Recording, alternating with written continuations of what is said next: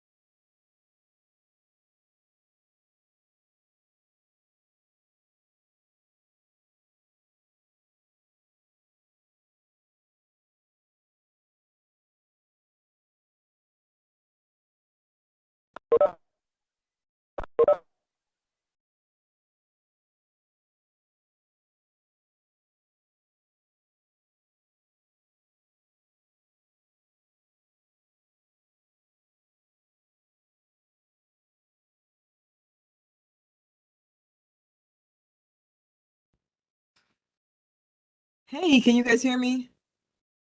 Okay. We're having all kind of internet issues here. It's raining like cats and dogs out here in Loudoun County.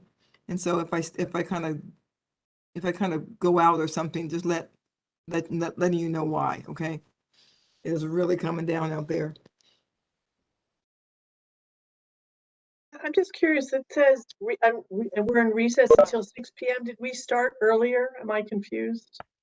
No, no, it's at 6 p.m. But I did see that we started recording. I did see that. And I'm Yes. not sure why. Chair Randall and Chair Wheeler, the reason was because we decided to move the meeting due to quorum purposes at 6 o'clock, and we didn't have a 3 days notice. We wanted to let everyone know that the meeting was going to be held, but it was moving to the 6 o'clock start time. So we did go live to let everyone know who was logging on at 5:30 that we were still going to have it, but at the time was shifting to 6 o'clock. Okay, thank you. Deb, can you do me a favor and just scroll down the agenda for me real quick? Cool. Okay, wonderful. Okay, scroll back up. You're good. All right. Hey, Michelle.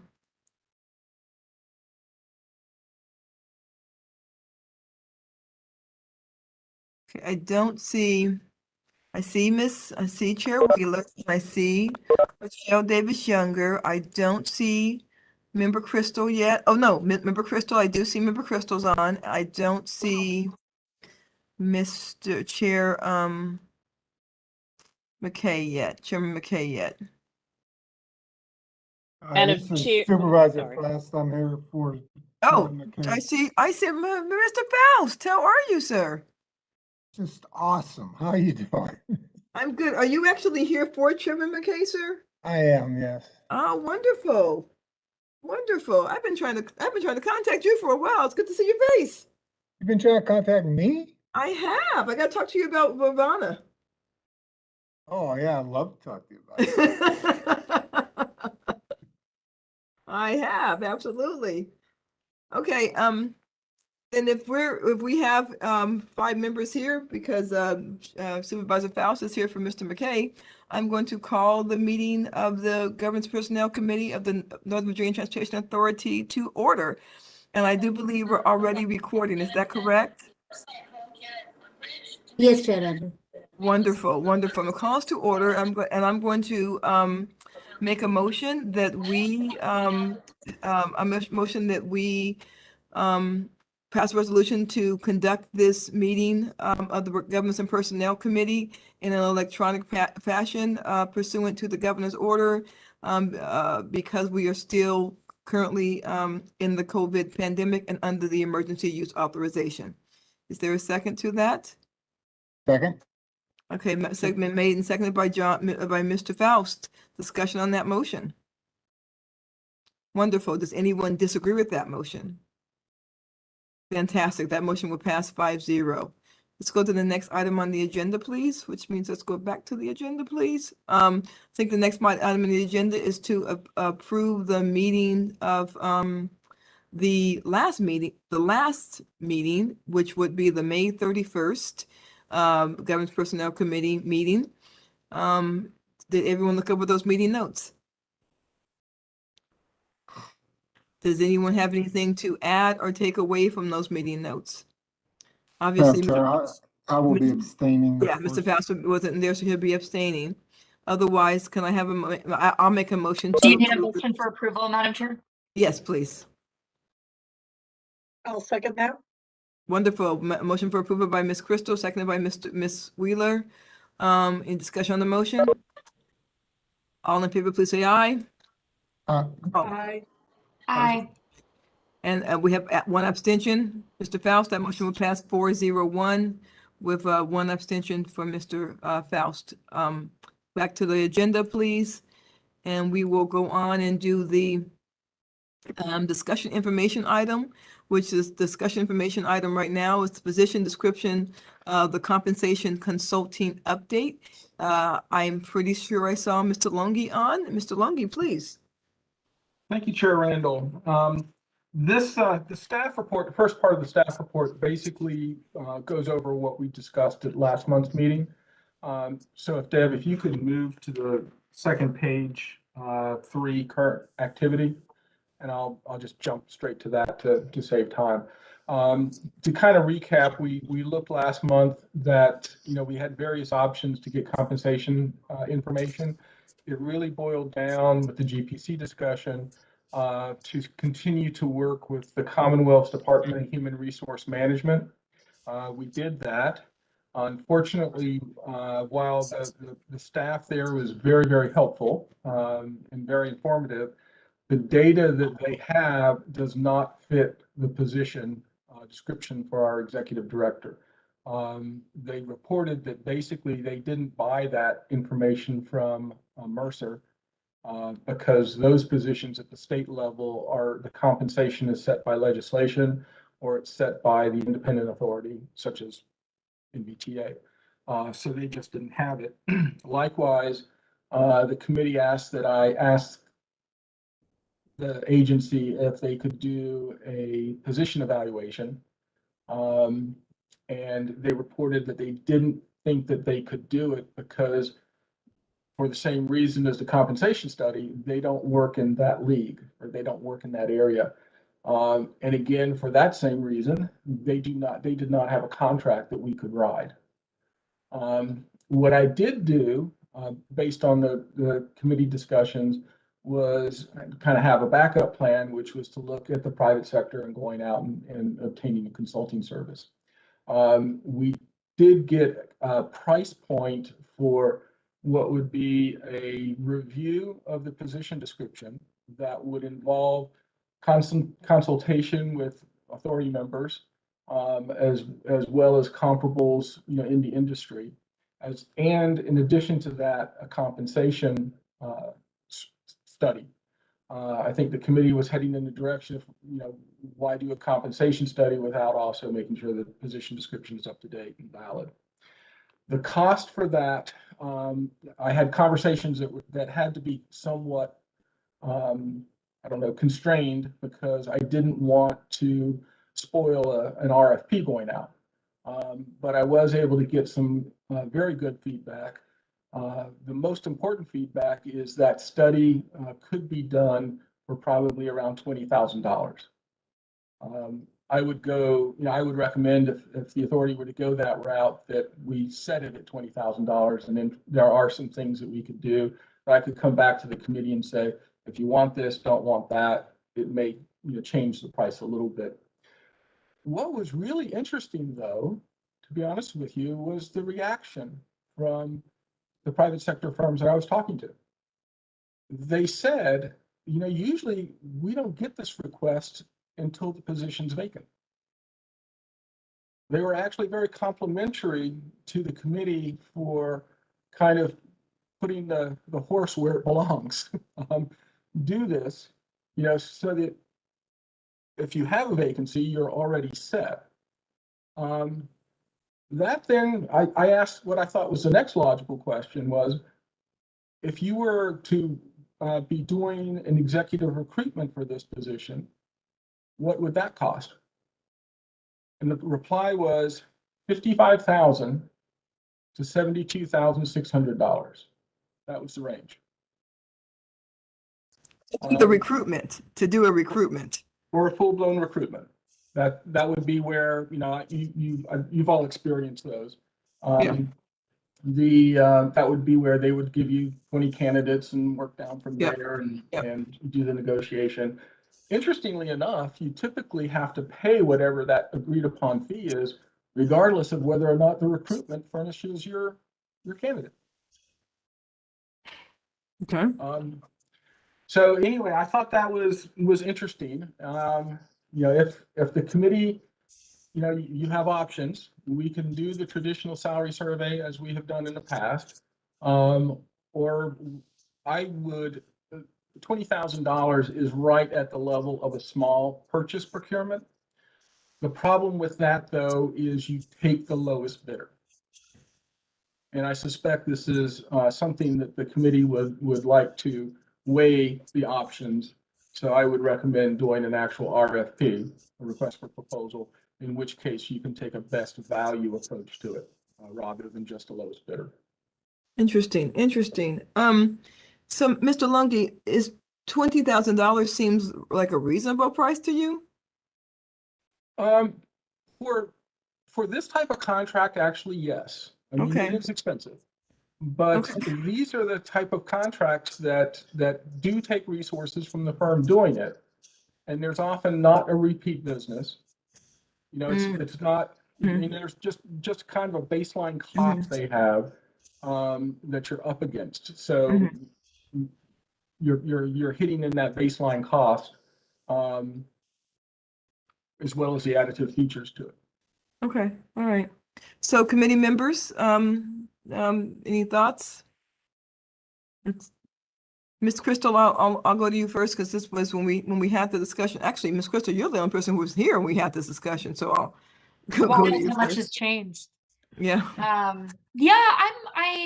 First of all, I just want to say, Mr. Lucky, how much I appreciate your efforts to kind of unturn every stone, right, of the different ways to handle this. I think that this would be worth doing at $20,000. It certainly is expensive, but I think you framed, Mr. Lungi framed it well for us in saying, you know, we're asking for the resources of a firm that does this professionally. You know, obviously I'm the fact that we're in open session makes it slightly awkward to say, but I adore our executive director, soon to be CEO, after a corrective action later tonight. And so I hope this would be the kind of thing that would, you know, put us on a path to be able to responsibly set a compensation level that means we don't have to be doing a search for a very long time because we can all feel really confident in this compensation level. So I think it's worth doing, and I think I'm supportive. Okay, Anne, Chair Wheeler?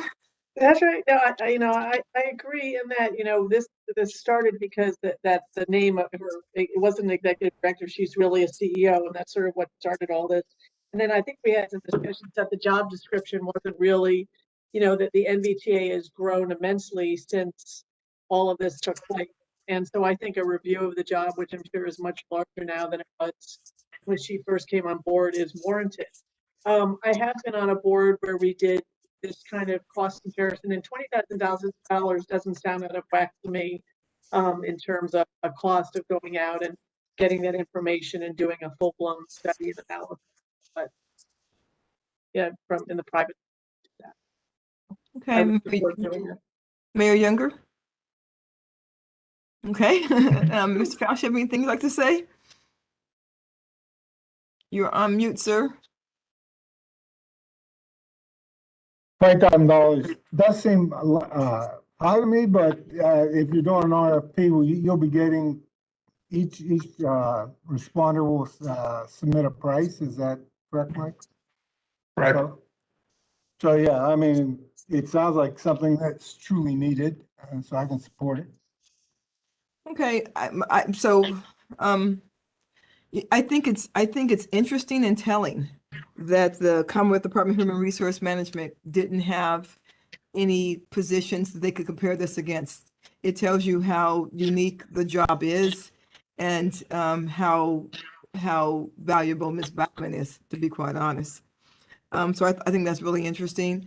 Mr. Lungi, if we did go out with this and do an RFP, we would be doing one not for an executive director, but for a CEO, correct? Because that is the proper Correct. title, right? Correct. Yeah, okay. So I think it's important because it would give us a different result, right? Yes. It would just give us a different result. And what I would say is that, you know, these are one of these kind of be careful what you ask for, because you go out with an RSP for a CEO, it could come back, you know, that the talented Ms. Bachman is being grossly underpaid. So we better be ready to respond to whatever comes back to us, to be quite honest. And so that's what it said. Because what we know is this: we're not going to go down at all, but we may be going up a lot. So, so that's just something to keep in our minds and to be aware of. But if that's the will of the body, I don't think you need a motion for this, Mr. Miller, but you should need just kind of direction. Yeah, I'll take the green light and suggest to the committee that we can go ahead and issue the RFP. It would have to go to the authority in July. So I would try to have it so that it can be presented to the authority at the July meeting. Yep. Obviously, When we'll all be together in person. yes. I'll put, obviously, the RFP will note that that'll be subject to an appropriation. Yep. And in order to cover the cost, what we would do is use the operating budget reserve, which is made for these type of things. And then when we present the fiscal 23 budget, we just replenish the reserve. Okay. Sounds good. Sounds good. All right. So that you don't need anything else then, I guess. Okay. All right. Can we go back to the agenda? I think that might have been the only thing. Right. Yeah, it was. So, have no other comments? Then I will see everybody. I will call this meeting adjourned, and I'll see everybody on at 7 o'clock. Bye.